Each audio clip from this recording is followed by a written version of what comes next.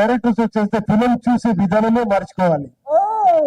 Real గా ఏమంటే మనం అందరూ ఒక మసాలా ఫిలము, జాలీ ఫిలము, అలా మైండ్లెస్ ఫిలిం కి చాలా ఈజీగా ఇదైపోతాం ఎమోషనల్ గా.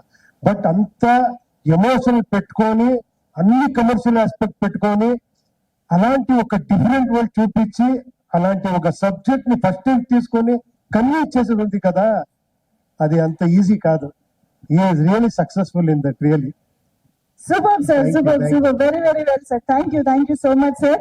అలాగే శివన్న, మిమ్మల్ని కూడా ఒక క్వశ్చన్ తో మీ స్పీచ్ మొదలు పెడదాం అనుకుంటున్నాను. సో మాకు తెలుగులో ఏ హీరో కన్నడ ఐ మీన్ కర్ణాటకకి వచ్చిన, బెంగళూరుకి వచ్చిన days of dates from Telugu? Anybody అండి, no problem. One name sir. I think Balayya Babu. జై బాలయ్య. జై Balayya. Okay sir, please tell us about the film. అందరికీ నమస్కారం. Very happy to be here. This second time ఇక్కడ వస్తున్నాను ఈ స్టేజ్ లో. ఫస్ట్ టైం బాలయ్య బాబు గారు వచ్చారు ఇక్కడ, వేద ప్రమోషన్ ప్రొడ్యూసర్ గారు ఇక్కడే ఉంటారు, గీతా శివరాజ్ కుమార్ గారు వాడు ప్రొడ్యూసర్. నేను ఇక్కడ వచ్చినప్పుడు తర్వాత ఈరోజు 45కి వస్తున్నాను. బాగా హ్యాపీ ఫీల్ అవుతున్నాను.